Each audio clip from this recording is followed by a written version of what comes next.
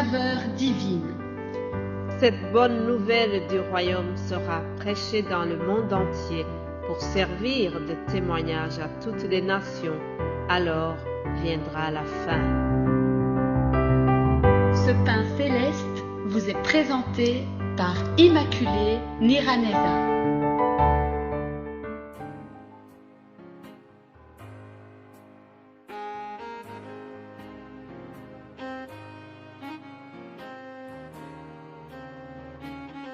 Bienvenue très chers amis à l'écoute de l'émission Saveur divine. Rendez grâce au Seigneur.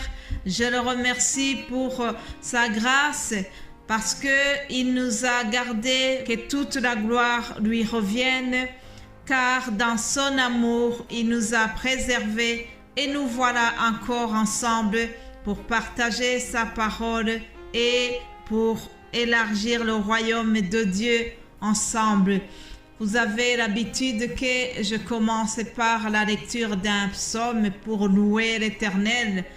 Et aujourd'hui, je change un peu. La parole de Dieu est assez vaste, elle est riche. Et je remercie le Seigneur qui m'a donné ce petit morceau de louange que j'ai pêché dans le livre du prophète Daniel. Daniel chapitre 2. À partir du verset 20, je vous lis ceci. Daniel prit la parole et dit, « Béni soit le nom de Dieu d'éternité en éternité. À lui appartiennent la sagesse et la force. » Alléluia. C'est lui qui change les temps et les circonstances, qui renverse et qui établit les rois, qui donne la sagesse aux sages et la science à ceux qui ont de l'intelligence. Voilà, que toute la gloire revienne à notre Dieu. C'est lui qui donne la sagesse, c'est lui qui donne la force d'éternité en éternité. Il est Dieu. Alléluia. C'est celui-là que je vais vous parler aussi pendant toute la semaine. Mais je voudrais d'abord vous remercier, vous tous qui suivez cette émission, vous tous qui partagez les messages que je vous envoie. J'ai des échos que ces messages sont vraiment distribués ici et là. Je vous encourage à continuer pour que nous tous, nous puissions partager la bonne nourriture que le Seigneur nous envoie. Alléluia. Merci pour vos encouragements. Merci aux frères et sœurs qui partagent aussi les émissions qui sont données dans d'autres langues, en Swahili, en Kirundi et en Kinyarwanda. Et tout cela, vraiment, c'est pour l'œuvre de Dieu. Nous ne voulons aucun autre bénéfice. Le seul motif, c'est d'agrandir le royaume de Dieu, c'est d'amener des âmes à Christ. Alléluia. Si vous aimez le travail que nous faisons, je vous prie de tout mon cœur à nous soutenir par vos prières et aussi par les encouragements de toutes les sortes. Que Dieu vous bénisse abondamment. Alléluia. Alors, vous savez que tous les lundis, nous commençons un nouveau thème. Alors, cette semaine, le thème qui va nous diriger, c'est ce thème qui dit le temps de Dieu. Nous allons voir la notion du temps. Dans la vie de tous les jours, il est toujours temps de faire quelque chose.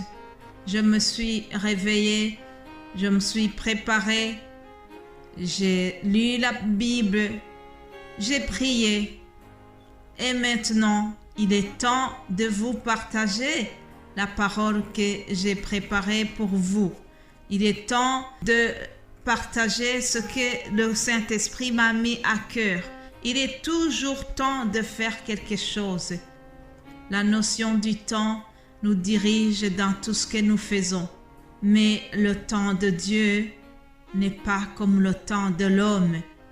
Nous verrons plus tard qu'il y a le temps Kairos et le temps Chronos. Ce sont deux notions que nous verrons plus tard dans la semaine. je vous propose de lire un petit verset que nous trouvons dans le prophète Ésaïe, chapitre 49, au verset 8. Ésaïe 49, 8. Ainsi parle l'Éternel, au temps de la grâce, je t'exaucerai, et au jour du salut, je te secouerai. Au temps de la grâce, je t'exaucerai. Mes bien-aimés de Dieu, l'Éternel est maître des temps et des circonstances, comme nous l'avons lu dans le prophète Daniel. Et je voudrais souligner que le temps de Dieu n'est pas celui des hommes. Vous savez, Dieu travaille selon un plan précis. Il a un temps fixé pour nous manifester sa faveur ou sa grâce. Et dans toute sa puissance, il gère tout seul, car il est Dieu. Ah oui, chers amis, il n'a pas un ange qui joue le rôle du secrétariat, qui organise les rendez-vous ou les engagements de Dieu à notre faveur. Non, Dieu fait tout seul, car il est Dieu. Et au temps fixé, il nous exauce. Pour cette émission d'introduction, il faudra retenir deux petites choses. Il y a donc un temps fixé par Dieu et il y a aussi le temps d'attente. Entre les deux, il nous faut patienter. Il nous faut garder la foi entre les deux. Le temps fixé est l'heure où Dieu a choisi d'accomplir son plan à notre égard afin d'atteindre le but ordonné selon son plan. Alléluia. Je ne sais pas si tu as bien compris cette définition. Je la répète. Le temps fixé, c'est l'heure où Dieu a choisi d'accomplir son plan à notre égard afin d'atteindre le but ordonné selon son plan. On ne peut pas discuter avec lui pour négocier le changement de l'heure. Oui, c'est lui qui décide. Le temps fixé de Dieu implique sa souveraineté. En effet, par sa souveraineté, il fait tout selon son bon plaisir. Alléluia. Et la parole me dit que Dieu fait toutes choses belles à son temps. Alléluia. Avant que le temps fixé par Dieu arrive, il nous faudra un temps d'attente. Et dans cette attente, nous devons marcher par la foi, jour après jour, parce que souvent, il y a des choses qui viennent nous faire douter des promesses de Dieu. Mais nous devons garder la foi en attendant que le temps fixé par Dieu arrive. Il faut être persévérant. Nous devons surtout suivre l'exemple de Jésus-Christ. Mes frères et sœurs, autant que Dieu avait prévu, autant de grâce, autant du salut, le jour favorable, il nous a exaucés. Il nous a envoyé le Messie promis. Il nous a envoyé Jésus-Christ pour sauver les pécheurs. Alléluia. Mes bien-aimés de Dieu, quand le temps fixé par Dieu arrive, les choses se débloquent absolument. C'est ce qui s'est passé pour le couple de Sarah et Abraham. Ils attendaient le fils promis depuis des années et puis le temps de Dieu est arrivé. Ils ont été exaucés. Alléluia. La même histoire s'est reproduite pour Isaac et Rebecca. Rebecca aussi a dû attendre longtemps pour avoir des enfants.